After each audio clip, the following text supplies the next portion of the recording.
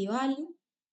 Patología gingival está enmarcado dentro de la unidad temática número 7. Dentro de los temas que tiene, nosotros vamos a encontrar todo lo que es enfermedad gingival, todo lo que es el proceso de inflamación de la encía, cómo lo vemos macroscópicamente, qué cambios microscópicos implican, y a su vez la clasificación de enfermedades gingivales, que ustedes ya vinieron viendo clasificación, así que todo el tiempo la idea es ir recuperando a ver qué idea les quedó a ustedes de esa anterior clase, como para poder retomar este tema, ¿sí? No importa si no les quedó ninguna idea, pero yo necesito trabajar sobre algunos conceptos que sí o sí tienen que estar claros para que podamos poner otros conocimientos encima, ¿sí? Cuando vamos a hablar de la clasificación de enfermedades gingivales, vamos a hablar de lo que son las gingivitis inducidas por placa, las que no son inducidas por placa y otras alteraciones que no están directamente relacionadas, aparecen en la encía y no están directamente relacionadas con la placa, con el biofilm, ¿sí?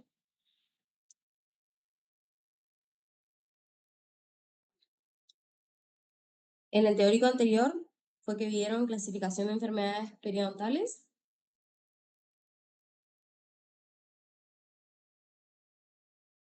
Sí, profe. Sí, NASA, vimos eso. Vieron esto entonces. ¿Ustedes saben dónde encontrar este material o no?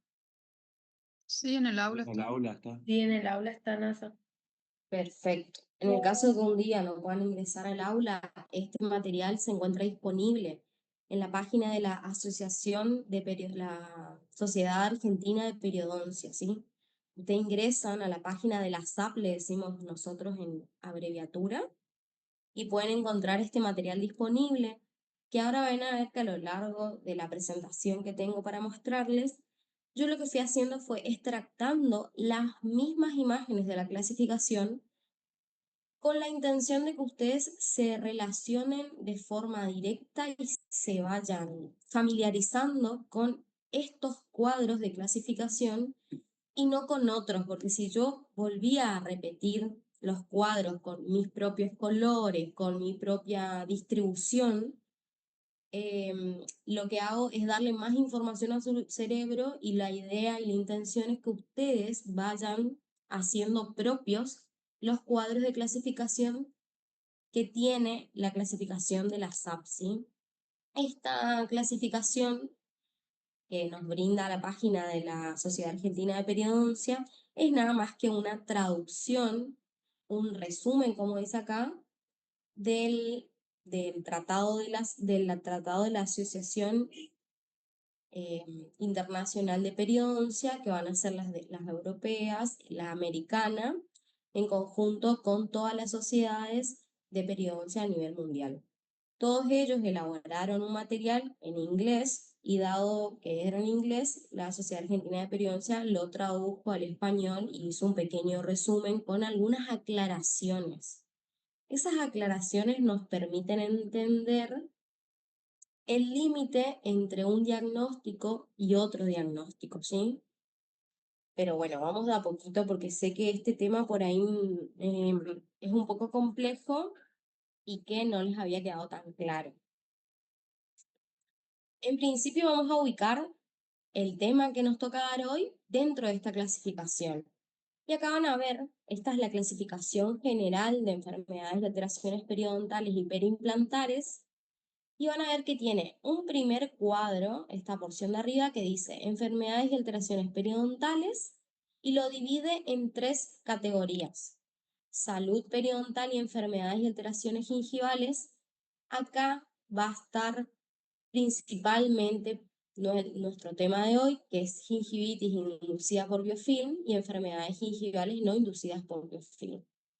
Dentro de las enfermedades que también se producen a nivel de la gingia, encontramos una en particular que a su vez va a estar subclasificada en formas de periodontitis, pero dentro de enfermedades periodontales necrotizantes, que va a ser la gingivitis necrotizante, del cual vamos a hablar en el taller el lunes. Entonces, los temas nuestros de hoy van a estar ubicados en esta primer parte del cuadro, ¿sí? Lo que también quería recalcarles es volver a retomar la clasificación para que ustedes vuelvan a ver los títulos marcados en negrita. Y ahí pueden ver que tienen enfermedades y alteraciones periodontales y enfermedades y alteraciones periimplantares. Dividen dos grandes grupos y dentro del grupo de alteraciones periodontales divide a su vez en estado de salud y enfermedad gingival, periodontitis y otras alteraciones. Entonces tenemos salud y gingivitis por un lado, por el otro lado periodontitis y formas de periodontitis, y por el otro tenemos todas las otras alteraciones que afectan a la encía, pero que no están relacionadas a la enfermedad gingival directamente.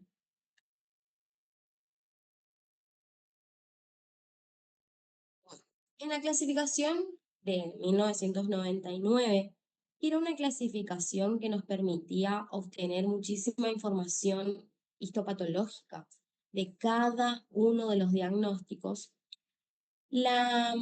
Esa clasificación antigua estaba subdividida en 8 categorías que en este pequeño cuadro que ven acá pueden identificar en amarillo clarito la clasificación vieja con sus 8 categorías, ¿sí? Y en el recuadro de arriba, en el que es amarillo bien oscuro, pueden identificar toda la nueva clasificación dividida en 4 categorías, donde en principio tenemos, donde les decía hoy, salud periodontal y enfermedades y infecciones gingivales. Tenemos las periodontitis, por otro lado, tenemos las otras condiciones que afectan al periodonto que no son gingivitis ni periodontitis, y las enfermedades y afecciones periimplantares que estaban en la segunda subcategoría grande, ¿sí? Esta es la nueva clasificación, lo que se encuentra en amarillo bien oscuro. Esta es la vieja clasificación que tenía 8 categorías para clasificar todas las enfermedades. Ahora, ¿cómo se relacionan la vieja clasificación con la nueva clasificación? Simplemente las agrupan a las enfermedades de diferente modo. No es que se hayan hecho enormes descubrimientos, sino que han encontrado una manera de clasificarlas para poder darle tratamiento, solamente para eso. Por eso se ha cambiado la clasificación, que les habrán explicado en la clase anterior, que se clasifica, por ejemplo, la periodontitis por estadios, simplemente para poder determinar una guía de pasos o un protocolo a seguir según el estadio en el que se encuentra el paciente a tratar, ¿sí? Es más que nada darle un nombre y apellido a la enfermedad para direccionar el tratamiento. En eso se basa la nueva clasificación. Además de que esa nueva clasificación suma nuevos aspectos sobre los cuales antes teníamos un poco menos de conocimiento. Y eso tiene que ver con las afecciones y enfermedades periimplantarias. También esta nueva clasificación suma la clasificación de recesiones gingivales que toma la de Cairo. Pero bueno, eso no es relevante para el tema de hoy, solamente querían que vean que en relación a las dos clasificaciones, y hago esta relación de las dos clasificaciones porque creo que ustedes las estudiaron así en patología, sáquenme de la duda. ¿La estudiaron con la nueva o con la vieja clasificación? Con la vieja, ¿no? La vieja. ¿Y alguien se acuerda más o menos cómo era esa clasificación vieja?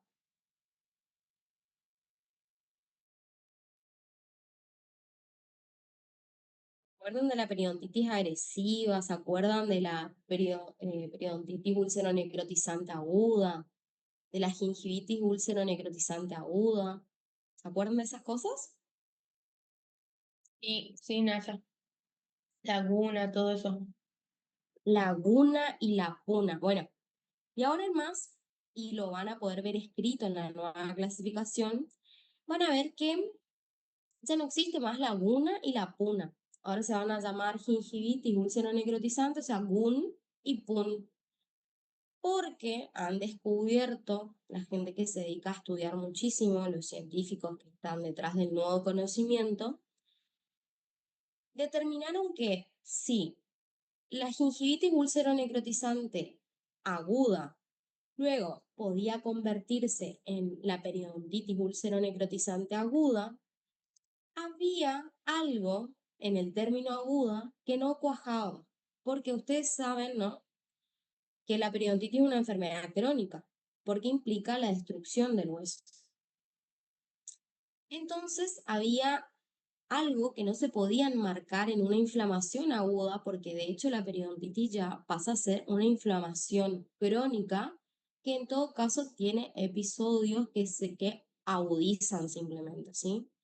Entonces empezaron a debatir entre todos los científicos y llegaron al acuerdo de que no, el cuadro histopatológico de la periodontitis ulceronecrotizante se componía de un cuadro patológico que en principio era una periodontitis crónica y que en muchos casos se agudizaba con el mismo componente bacteriano de la gingivitis ulceronecrotizante. Entonces, a partir de allí, llegaron al consenso de que la palabra aguda se iba a eliminar del vocabulario y ahora van a ver que ya no existe más la periodontitis ulceronecrotizante aguda y la gingivitis ulceronecrotizante aguda. Porque además, entre todas las investigaciones y el seguimiento de los casos clínicos, también pudieron ver que hay diferentes formas de aparición de estas patologías, de la gingivitis como la periodontitis ulceronecrotizante, y que tienen que ver muchísimo con todos los factores sistémicos y locales del paciente. Pero, ¿qué tienen en común la gingivitis ulceronecrotizante con la periodontitis ulceronecrotizante? Generan el mismo cuadro clínico abarcando diferentes regiones o extensiones de la encía y del sistema de inserción de la pieza dentaria. Pero la forma de manifestación, lo que nosotros vamos a ver en el paciente, se presenta del mismo modo. Este tema de la periodontitis, la gingivitis ulceronecrotizante, lo vamos a ver lunes con agrandamientos gingivales. Pero quiero que lo vayan pensando de modo que les vayan quedando estas ideas, porque suelen ser preguntas de parcial, de cuáles son las diferencias de la nueva clasificación con la vieja clasificación. Una es que ya no tenemos gingivitis ulceronecrotizante aguda ni periodontitis ulceronecrotizante aguda. Y lo otro que desaparece en la nueva clasificación es este término que ven acá, periodontitis agresiva. ¿Alguno de ustedes sabe cómo se denomina actualmente esta periodontitis? Este patrón de periodontitis.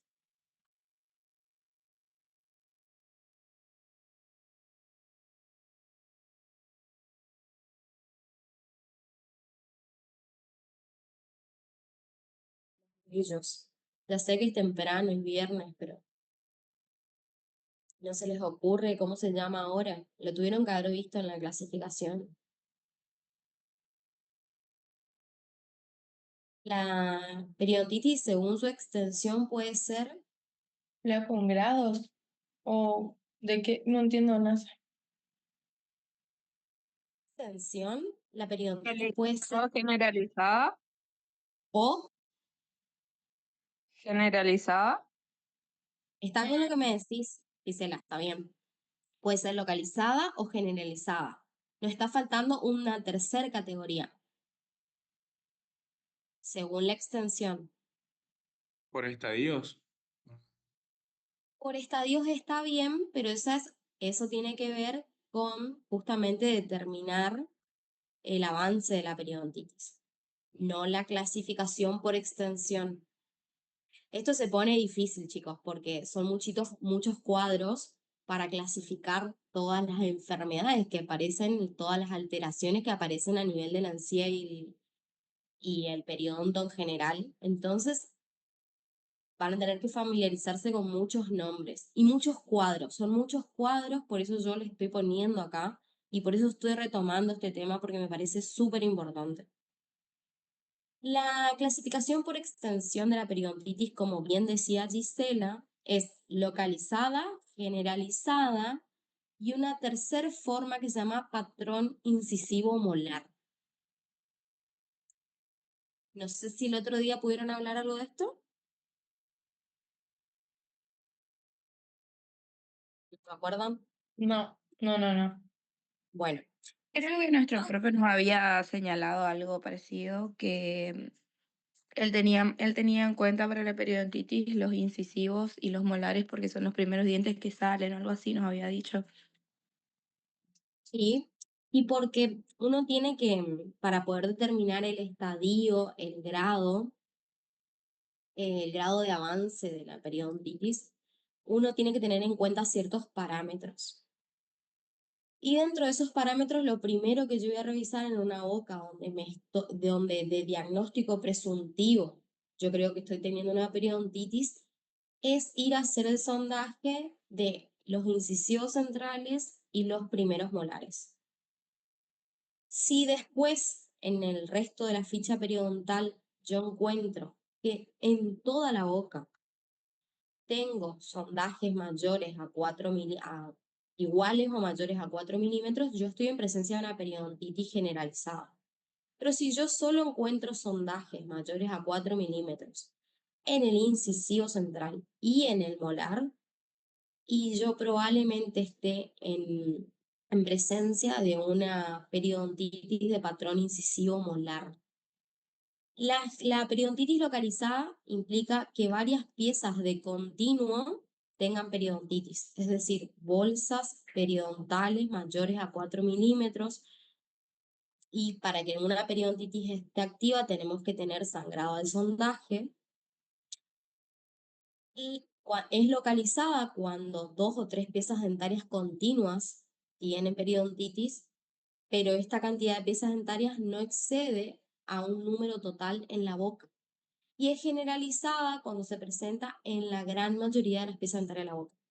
Ahora, cuando solo se presenta en incisivo central y primer molar, estamos en presencia del patrón incisivo molar, que tiene determinantes especiales para que se produzca la enfermedad, sobre todo un grupo de bacterias y sobre todo una bacteria que se encontró en todos los estudios que se hicieron, que es el Agregatibacter actinomycetem comitans. Yo no sé si ustedes se acuerdan de esa hermosa bacteria, pero es la principal causal de lo que antes se llamaba periodontitis agresiva y que en esta nueva clasificación pasa a llamarse periodontitis de patrón incisivo molar. ¿Por qué se llamaba agresiva?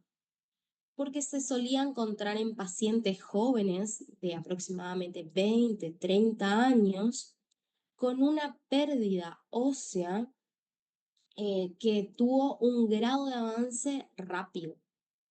Vieron que el otro día, creo que esto me lo habían comentado, el doctor Vergés les estuvo explicando cómo obtener el grado de avance según la pérdida ósea que nos da el grado de avance en forma indirecta. Y era midiendo la pérdida ósea teniendo como, teniendo como dato la edad del paciente. Porque estoy tratando todo para que entiendan, y si no me están casando, ustedes díganme, porque yo estoy acá para tratar de que ustedes asimilen esto. Porque esto solo lo pueden leer en su casa, tranquilos, y solo lo van a poder leer siempre. Lo único que yo tengo que hacer es tratar de generarle una manera de aliviarles el contenido y que ustedes vayan entendiendo. Resulta que hay una forma de determinar la pérdida ósea indirecta, que es cuando yo hago una radiografía de la pieza dentaria con mayor pérdida ósea de la boca y pónganle, me da una profundidad de 9 milímetros. Pero mi paciente tiene 70 años, o sea, perdió esos 9 milímetros a lo largo de toda su vida. Así que, en general, lo que me está indicando la pérdida ósea es que fue un proceso crónico en el tiempo y que el paciente probablemente porta la enfermedad periodontal de hace muchísimos años. En cambio, si viene un paciente de 20, 30 años y tiene una pérdida ósea en el incisivo o en el molar de 9 milímetros, a mí me tiene que llamar poderosamente la atención porque, dada la edad de ese paciente, hace cuánto puede tener la enfermedad y ya tiene una evidencia radiográfica de pérdida, que también es importante decir que si en la radiografía yo veo 9 milímetros de pérdida ósea, cuando yo hago la ficha probablemente haya más pérdida ósea, porque la radiografía tiene un limitante, que ese limitante tiene que ver con la cantidad de espesor que se perdió de hueso. Y generalmente nos aparecen imágenes un poco radiopacas y ya tenemos pérdidas óseas significativas, ¿sí? Entonces, vuelvo a aclarar esto para ver si puedo cerrar la idea. Lo que ustedes ven radiográficamente respecto a la pérdida ósea siempre es menor a la pérdida ósea clínica. Dato 1. Dato 2. Si yo tengo una pérdida ósea importante en un paciente, en una bolsa periodontal, y mi paciente es joven, me tiene que llamar la atención porque quiere decir que ese proceso de periodontitis tiene un avance rápido, ¿ok? En cambio, si mi paciente es un adulto mayor y tiene una pérdida de 9 milímetros en alguna localización de la boca, y generalmente voy a pensar que fue un proceso crónico que convive con la enfermedad hace muchísimos años. Pero todo esto yo lo voy a corroborar a través de múltiples preguntas en la anamnesis, chicos. Y acá de vuelta me detengo porque el otro día hablaba con mis alumnos, solamente voy a quemar a mis alumnos, y al mirar el procedimiento que iban a realizar en el día, siempre notamos que la historia clínica no está del todo completa.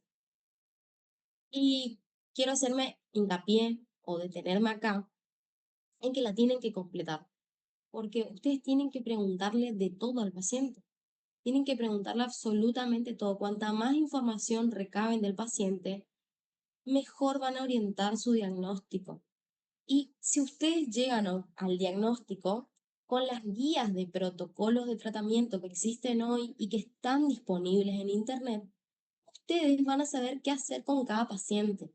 Acá lo importante en el grado en odontología y en la materia periodoncia, como en las otras, es que ustedes aprendan a ponerle nombre y apellido a lo que están viendo.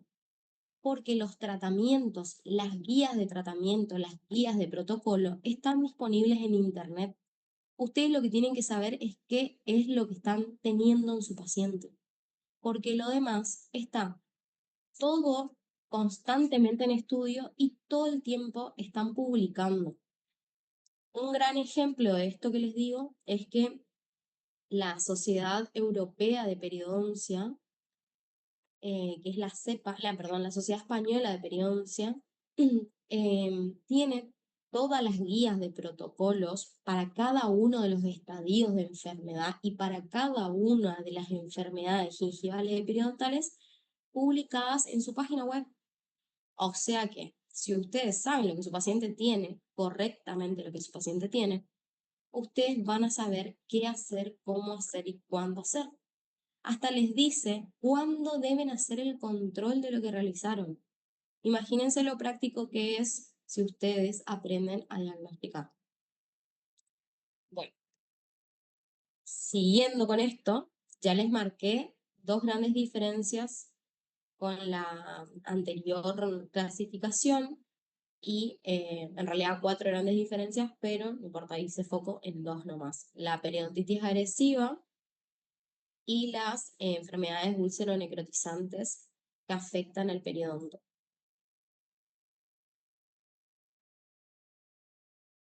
Para empezar a hablar de gingivitis, vamos a hablar de la primer parte de la clasificación de enfermedades periodontales y alteraciones gingivales, que nos va a hablar del concepto de salud y enfermedades y alteraciones gingivales.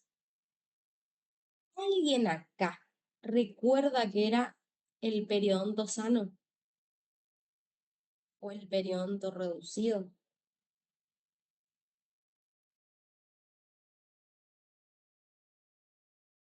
Pero estaba el periodonto sano de salud pristina y la salud clínica, puede ser, ¿Qué es la salud pristina? cuando está con la papila filo de cuchillo, rosada, puntillado, con cáscara naranja, todo sin pérdida. La inserción y y La la salud clínica clínica, y la que nosotros logramos después de un tratamiento. sí, va por ahí el concepto. La salud pristina es la salud de los tejidos periodontales que se ve en condiciones totales de ausencia de bacterias, en donde casi no tenemos una profundidad de sondaje de surco gingival casi igual a 0, chicos. Porque al no haber ninguna bacteria en el surco gingival, el organismo no está en constante guerra con las bacterias, por lo tanto produce menos líquido crevicular y logra un menor infiltrado inflamatorio a nivel del epitelio de unión. Entonces, esto hace que se reduzca el surco gingival. Ay, disculpe, me voy a morir de la tos. Me tomo un mate y sigo. Entonces, básicamente, la salud pristina sería un completo estado de salud donde el surco gingival es casi o igual a una profundidad de 0. Pero nosotros en la boca de los pacientes casi siempre encontramos en realidad un estado de salud gingival que no es salud pristina, con profundidades de sondaje de 1 a 3 milímetros, que lo consideramos sano en la medida que no haya sangrado de sondaje. ¿Se acuerdan cuánto sangrado de sondaje tiene que haber para que nosotros tengamos un concepto de gingivitis? Más del 10%. Perfecto, Luciano. Más del 10% de los sitios sondados. Les pregunto, ¿cuántos sitios por pieza dentarias ustedes le realizan sondaje? 6. 6. Perfecto, Vivi. Son 6 sitios por cada pieza dentaria, porque ustedes hacen sondaje por vestibular de 3 lugares, mesial, distal y central vestibular, digamos. Y a su vez hacen por palatino lingual en distal mesial y central, ¿sí? Entonces son 6 sitios por cada diente que está presente en la boca. Entonces, yo tengo que multiplicar y dividir para sacar el porcentaje. Recuerden eso. No es 10 lugares, no es 10 dientes, es 10% de los sitios. Y presten atención a esto porque estas seguro van a ser las opciones del parcial. Tienen que aprenderse bien los porcentajes, tienen que aprenderse bien las profundidades de sondaje que determinan un estado gingival, un estado periodontal o un estado de salud, ¿sí? Y bueno, sigo acá y me voy a quedar acá hasta que ustedes me puedan decir, porque van a ver en la primer parte de la clasificación acá, tenemos salud gingival y periodontal. La primera opción de salud gingival y periodontal es la salud clínica con un periodonto sano. ¿Qué es un periodonto sano?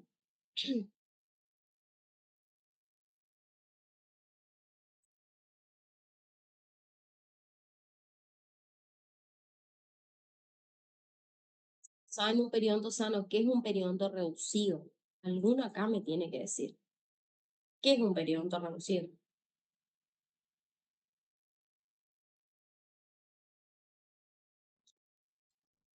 Cuando baja la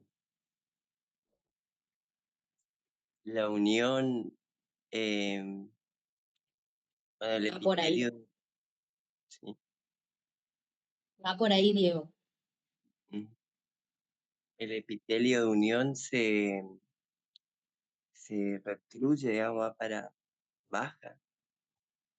Se dirige hacia apical. Exacto. Esto. Muy bien, Bertoni. ¿Qué sucede?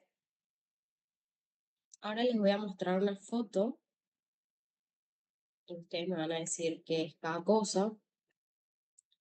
Pero el periodonto, ustedes a veces traen a la clínica pacientes pensando que son pacientes con periodontitis. Y resulta que el paciente se sienta en el sillón, ustedes hacen toda la historia clínica y cuando pasan a la ficha periodontal, resulta que le hacen la ficha periodontal y como nosotros les estamos pidiendo profundidad de sondaje y sangrado de sondaje, resulta que no hay sangrado de sondaje o hay sangrado de sondaje solamente en algunos lugares de la boca muy puntuales y no hay profundidad de sondaje, hay profundidad 1, profundidad a veces 2, pero resulta que tiene toda la raíz al descubierto, tiene una porción de la raíz al descubierto, tiene lesiones de afracción y tiene una porción de la raíz al descubierto. Bueno, ¿qué sucede ahí? ¿Qué diagnóstico sería?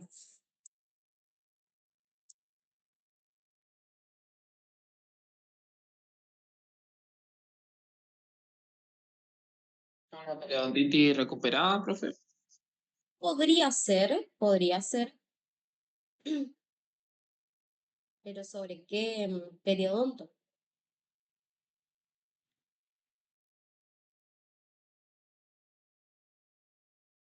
Reducido. Periodonto reducido, chicos. Es importante recalcarles esto del periodonto reducido y me voy a ir a mostrarles una foto que estaba más adelante. Veo,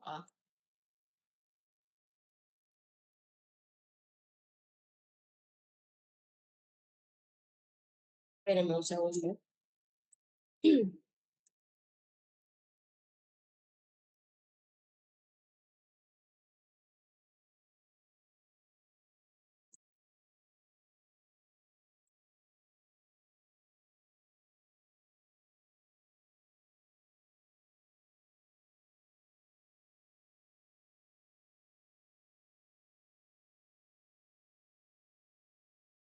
Puede ser esas bocas que se ve la encía bien, pero reducido, y los dientes Ahí se caen.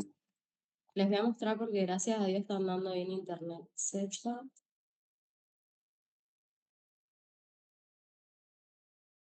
hay un manualcito de la Z que nos va a servir. Ya yo los tengo descargados acá, ¿no?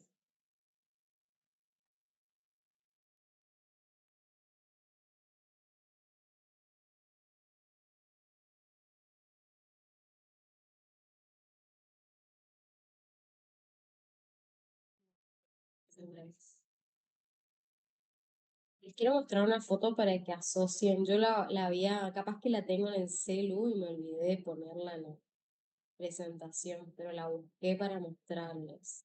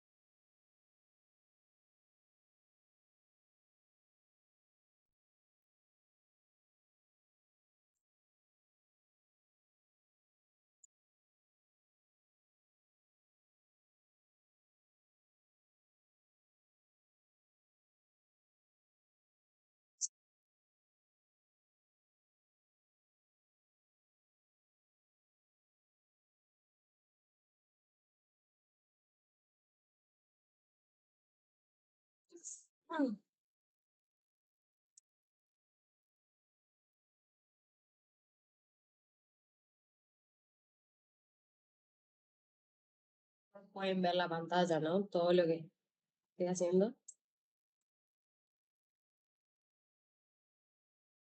Sí, NASA. Bueno, van a mirar acá en el margen, porque no me está queriendo abrir, digamos.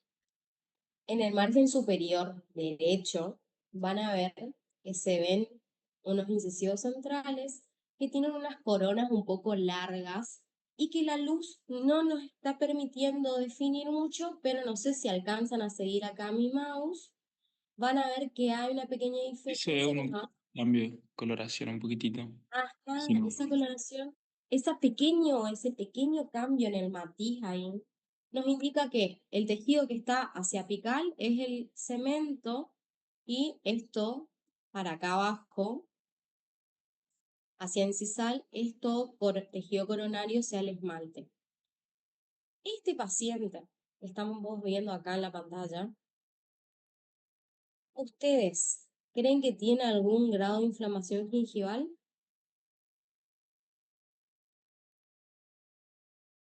¿Lo pudo haber tenido o no? Pudo haber tenido sí y no. No lo sabemos porque tendríamos que hacer preguntas de la anamnesis al paciente, pero yo les muestro, quiero que vean algo acá ya en esta imagen. Y es que, fíjense por favor los separados que están estos dos incisivos centrales. ¿Usted te hace pensar que algo hace ahí que no se junten esos incisivos centrales?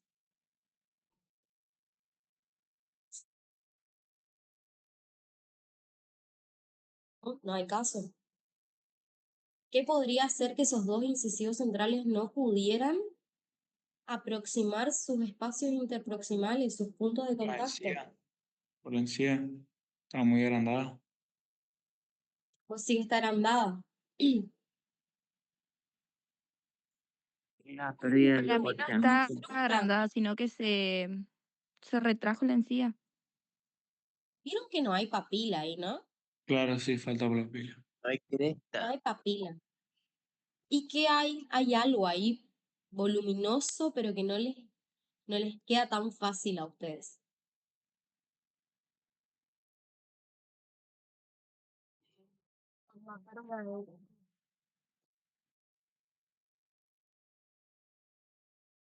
Bueno, les voy a marcar yo. ¿Cresta ósea, profe? Cosa es que la cresta ósea que tendría que estar acá, presente, que la cresta es la unión de las dos corticales vecinas formando una punta de hueso para formar la papila, en este caso no va a estar presente. Es una meseta ósea, que ustedes no la van a poder ver, pero yo sé que es una meseta. Les muestro con el mouse. Miren esto, por favor. ¿Qué es esto? ¿El frenillo? ¿El frenillo? El frenillo. Ese frenillo maldito que ven ahí es un frenillo de inserción baja que tiene una bandeleta fibrosa, es decir, que tiene millones de fibras colágenas que se insertaron muy inferiormente y probablemente la última parte de la inserción de este frenillo se encuentre por palatino de esos incisivos centrales. Ese frenillo fibroso impidió, por su inserción baja, que ahí se forme la cresta ósea y que se forme por ende la papila y determinó un hueso en meseta en donde él está inserto. Ese frenillo lingual tiene funciones directamente relacionadas con la movilidad del labio. Entonces, ese labio se fija mediante el frenillo a los tejidos blandos de alrededor de la boca. En este caso, esto no es una patología, chicos, sino que es una alteración, ¿sí? Está en la parte de la clasificación mucho más adelante, pero no me voy a abocar a eso. Yo lo único que quiero que ustedes vayan haciendo es el ejercicio de prestar atención a qué tiene cada paciente de raro. ¿Y para qué les dije todo esto del frenillo fibroso? ¿Ustedes ven biofilm en este paciente? No, No. No, ¿Y ustedes creen que con lo limpia que está esta boca, el paciente alguna vez tuvo gingivitis o periodontitis?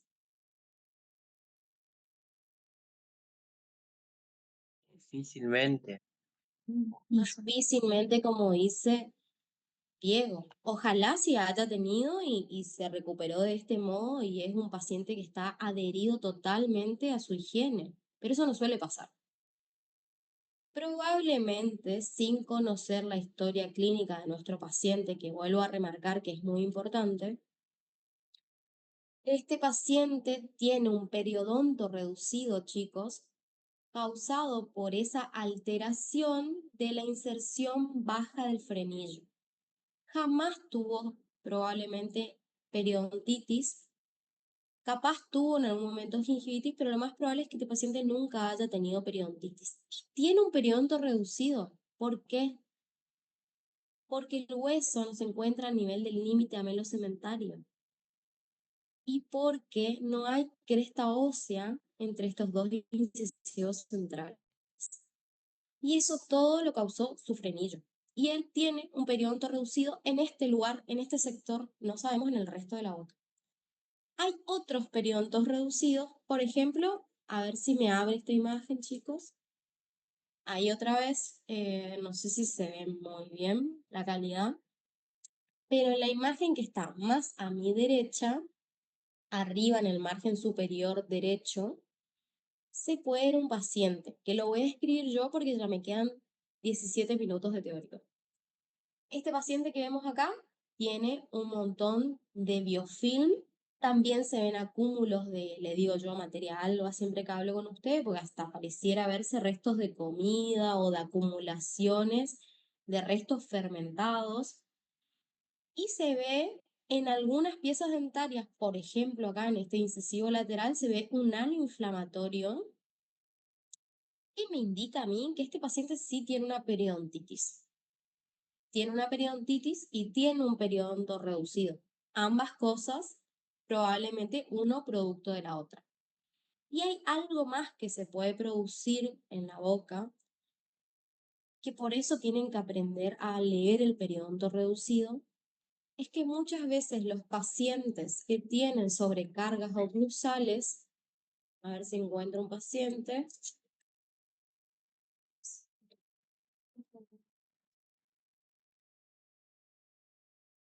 miren acá, hermoso. ¿Ven este paciente ahora? sí, no sé. Fracciones.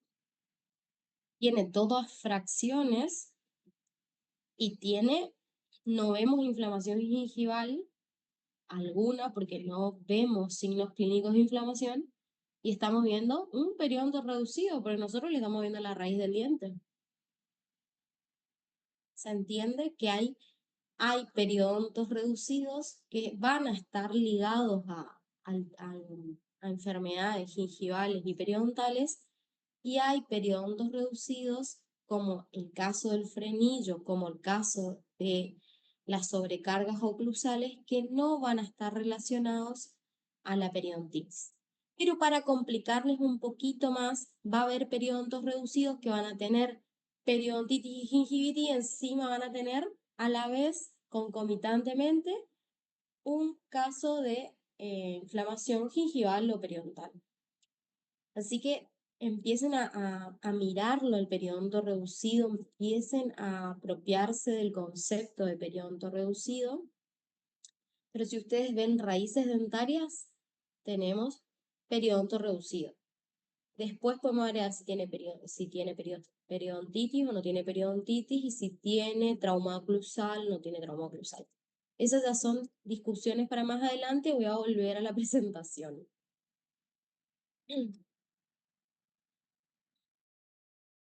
Tengo muchas diapos por mostrar.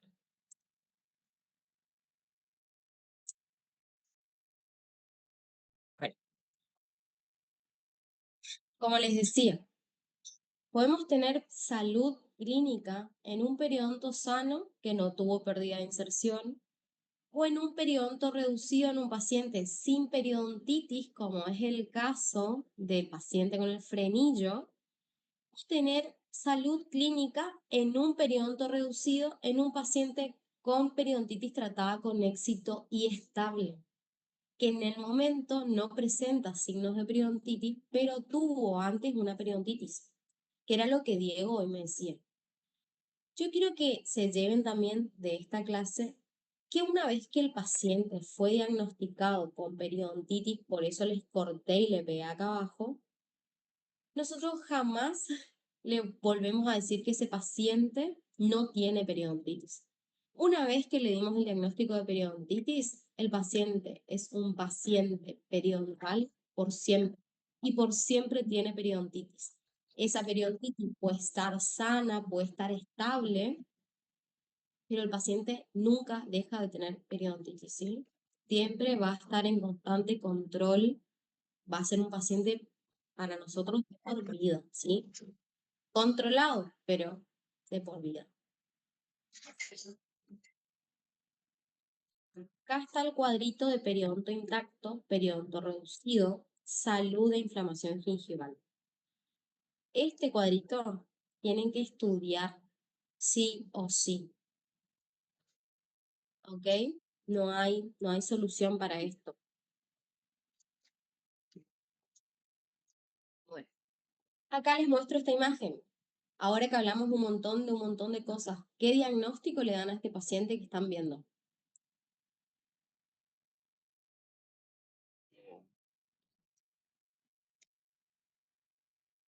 Diagnóstico, díganme, inventen. Periodontitis. Periodontitis, ¿quién da más? Está sano, digamos, pero con el periodonto reducido. Puede No ser, tenemos profe, la salud ficha clínica. periodontal para saber el sangrado del sondaje, pero a simple vista, por signo clínico, no se ve estado inflamatorio alguno. Pareciera un periodonto reducido en un paciente saludable, ¿ok? Y bueno, llegamos a la gingivitis. Esta es la clasificación de gingivitis. Primero, lo que les habla en la primera partecita del cuadro es las formas o el terreno donde se puede presentar una gingivitis. Podemos tener una gingivitis en un periodonto intacto, podemos tener una gingivitis en un periodonto reducido, y acá les mato. ¿Cómo en un periodonto reducido yo diagnostico una gingivitis? ¿Qué parámetro voy a tomar? ¿Qué me dice a mí que yo estoy en presencia de una gingivitis? El sangrado del sondaje. Sangrado del sondaje y lo de la bolsa está bien, Diego, pero ¿qué profundidad de bolsa? Hasta 3 milímetros. Bien, Ana Paula, perfecto. Hasta 3 milímetros. O sea, yo tengo un paciente que le veo la raíz. Le estoy viendo. Pero hago toda la ficha periodontal. Me da, sí, más del 10% de los sitios con sangrado del sondaje. Pero la profundidad de bolsa es de 3 milímetros. Entonces yo no estoy teniendo periodontitis. Yo estoy teniendo una gingivitis. ¿Ok? Eso tienen que ir procesando. Por otro lado, puedo tener una gingivitis en un periodonto reducido en un paciente que fue tratado con éxito en la periodontitis y ahora tiene solamente profundidades de bolsa hasta 3 milímetros y tiene sangrado del sondaje en más del 10% de los sitios. En ese caso, yo tengo un periodonto reducido en un paciente con periodontitis estable, pero tengo una gingivitis. Les hago un matete, ¿eh? ¿Sí? ¿Se están mareando? Bueno, no era fácil, pero yo necesito repasar estas cosas con ustedes. Dentro de lo que son las gingivitis, nosotros vamos a encontrar aquellas que son inducidas por la presencia del biofilm, de la placa bacteriana, de toda esa obra de ingeniería de las bacterias, y aquellas que se dan en presencia de biofilm, pero están mediadas por factores de riesgo sistémicos o factores de riesgo locales. ¿Cuáles son los factores de riesgo sistémico? Que estas son las preguntas de la anamnesis y de la historia clínica. ¿Usted fuma? ¿Cuántos cigarrillos por día? Y si fuma más de cuántos cigarrillos, a mí me tiene que preocupar. Más de 10 cigarrillos. Bien, Marcos, perfecto. Más de 10 cigarrillos por día. Más de 10 cigarrillos por día me está indicando a mí que ese humo del tabaco lo que va a generar es interponerse o obstaculizar el proceso de cicatrización. Por lo tanto, yo siempre voy a tener en cuenta que mi tratamiento se va a prolongar en el tiempo, porque yo le puedo decir al paciente, deja de fumar, pero difícilmente nos hagan caso más a nosotros que a la nicotina, ¿ok? Entonces, nosotros únicamente vamos a tomar ciertos recaudos o vamos a tener en cuenta este dato para instaurar nuestro tratamiento. Si nosotros podemos inducir a que el paciente fume menos a través de nuestra explicación, considérense unos crack, unos grosos, porque le han ganado a la química humana de la nicotina y su paciente les valora un montón en su vida. Pero eso no suele pasar, entonces este es un parámetro para tener en cuenta. Si el paciente tiene hiperglucemia, ¿qué paciente tiene hiperglucemia? El paciente Diabetes. diabético. Y acá también hay una glucemia que me da más miedo que otra. ¿Qué hiperglucemia? ¿Qué valor?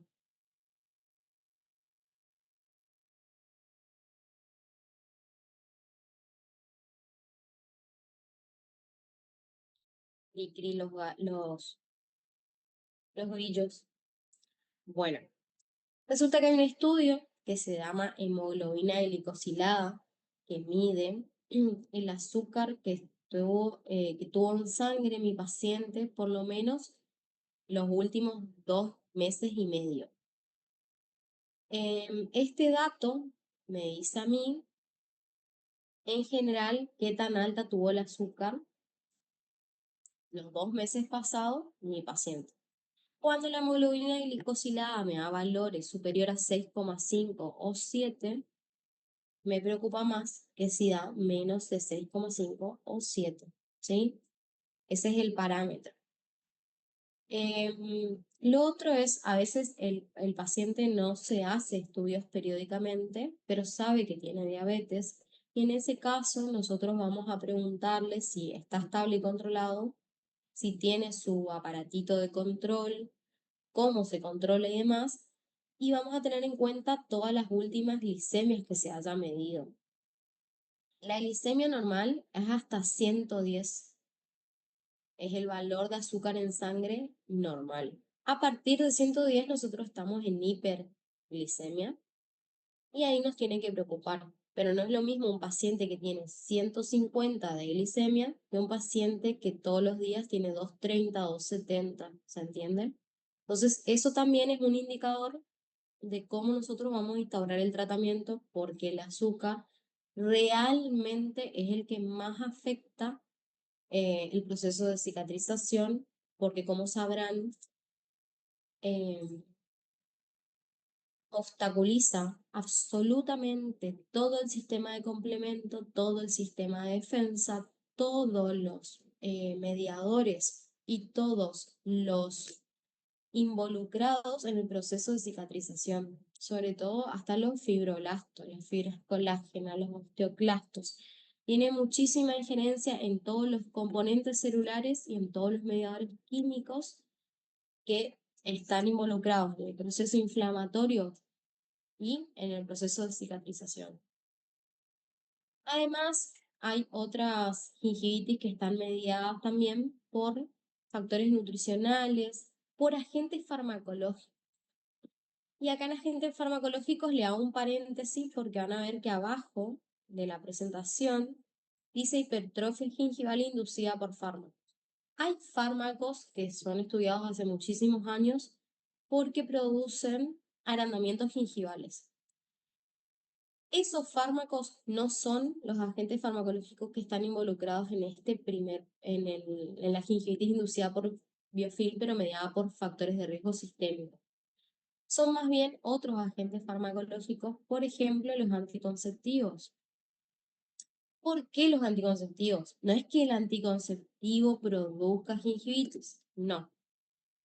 También les voy a dar otro ejemplo que no le va a producir tanto miedo, es los procedimientos o los fármacos que se utilizan durante los tratamientos de fertilidad producen muchísima vascularización.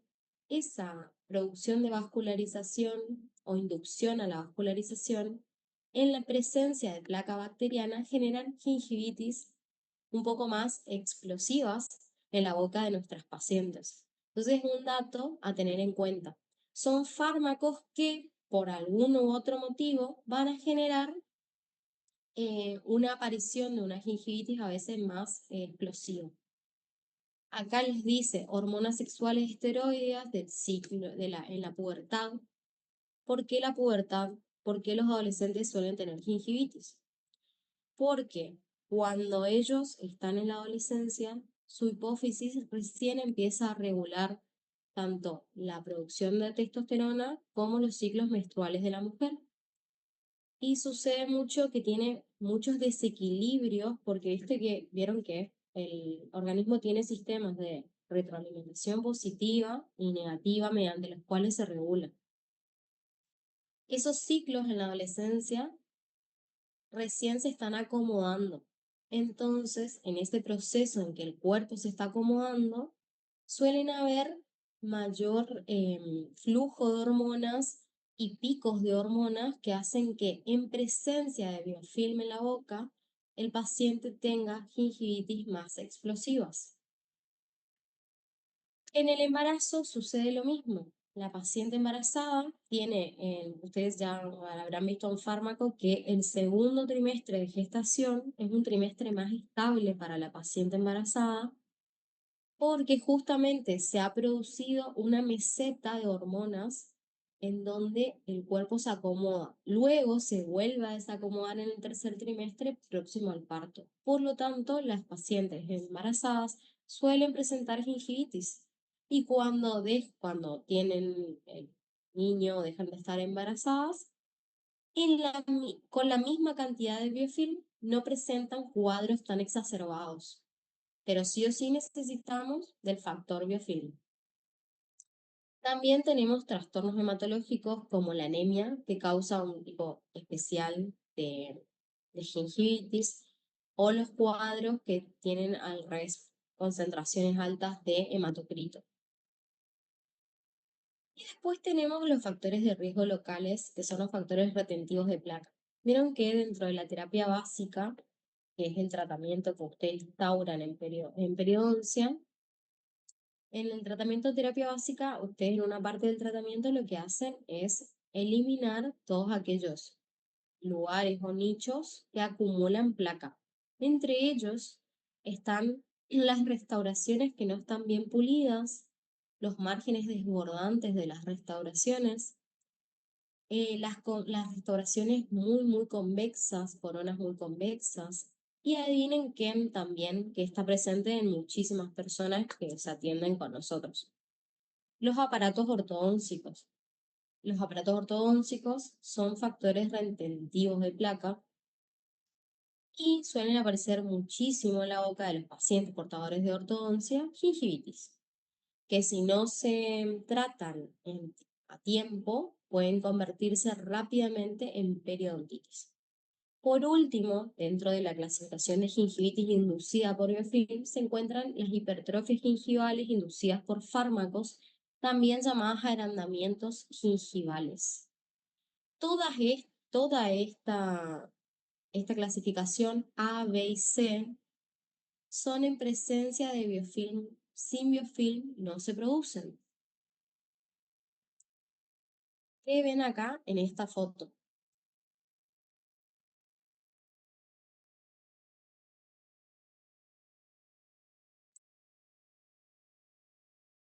Silencio en la sala.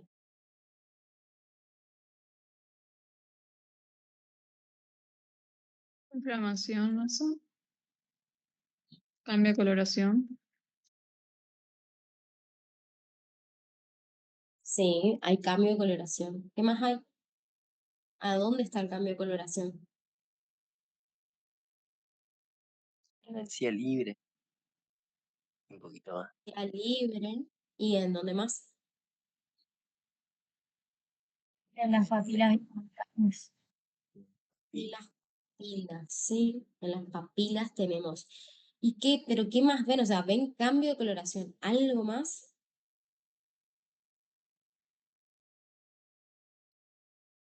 Un rojo brillante. Está como Puede ser Brillante. Esa palabra me gusta, brillante. Sí, pareciera que quizás ya le habían hecho sondaje y hay unos lugares donde hay, pareciera una colección de sangrado, sí.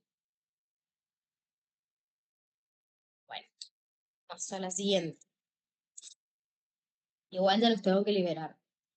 ¿Qué signos clínicos van a ver ustedes en la gingivitis? El cambio en la coloración. Miren, esta foto está en blanco y negro a propósito. ¿Qué ven ustedes en la foto que no tiene que ver con la coloración? Acumulación de placas, agrandamiento de las encías, de las papilas. Perfecto, hay un cambio en el tamaño. ¿No ven ese brillo ahí? Parece como si estuviera edematosa, las papilas. Sí, está edematosa. Perfecto, edematosa. Está súper edematosa esta encía. ¿Qué más ven? Puede ser un cambio de textura también, ¿no? Sí, por eso vemos el brillo. El brillo en la parece foto lo ven por el cambio de textura. La encía, cuando está seca, cuando nosotros secamos con la jeringa triple, no brilla. Simplemente, no es opaca tampoco, pero no brilla. Cuando la encía se inflama, se expande, se hincha por toda esa ingurgitación capilar, por todas esos mediadores celulares que se liberaron, por todas esas células de defensa que vinieron al tejido conjuntivo de la encía y resulta que no entran, están todos encimados. Al estar todos encimados, llevan al máximo de ancho a la encía y estiran todo el epitelio. Y ese epitelio, al estar estirado, brilla, está brillante, porque está en su máximo contorno, en su máximo nivel de estiramiento. ¿Sí? Por eso brilla. Además de eso, acá se aprecia en esta foto que ahí paso a la siguiente, se ve perfectamente, chicos. Miren ahora la foto original. Ustedes miren cómo se ven las papilas acá inferiores, con un cambio en la forma, un cambio en el contorno. Porque ¿cómo son las papilas? Las papilas terminan en filo de cuchillo. Y acá están globosas, deformadas, incluso fíjense que tienen hasta una forma realmente irregular, ¿sí? Mientras tanto, acá a nivel de premolares inferiores, fíjense cómo ya vuelve a tener casi filo de cuchillo. ¿Pueden apreciar todo esto que les estoy contando? sí. Sí, doctora. ¿Ven el cambio de coloración? Es rojo. Más rosado en zonas premolares. Sí, exacto. Zona de premolares está próximo a tener un estado más saludable. Bueno, Este yo paciente ya tenía son las 9:06 y sé que tienen teórico de... este tenía ortodoncia. Claro, sí. Entonces tiene un factor local retentivo de placa. Les voy a cortar la clase acá, pero nos estamos viendo el lunes a las 19 horas para continuar. Lo que les voy a pedir, porque la idea es que ustedes vayan entendiendo el tema, es que le peguen una revisada a las primeras páginas de la clasificación de enfermedades y alteraciones periodontales, ¿sí? A la de la SAP, a la del aula, porque necesito que se apropien de esos conocimientos para que esto sea un ejercicio y ustedes lo entiendan y se apropien del conocimiento, ¿sí? Porque yo, para Lora, me encanta hacer Lora, pero la verdad que la idea es que ustedes puedan aprender, ¿sí? Y para eso tiene que haber intercambio, ¿sí? Porque fíjense, me quedé creo que en la diapositiva 10 de 20 y no pudimos avanzar más porque lento. Pero gracias a todos los chicos que están participando, porque la idea es que todos puedan participar y todos puedan entender, ¿ok? Nos estamos viendo el lunes que viene a las 19 horas para continuar esta clase. Necesito que ejerciten todo lo que tiene que ver con inflamación y que lean la nueva clasificación, ¿ok? Así van a poder reconocer. Dale, Nata. Nos estamos viendo. Dale, nos estamos viendo. Chao. Chao. Adiós. Ellos.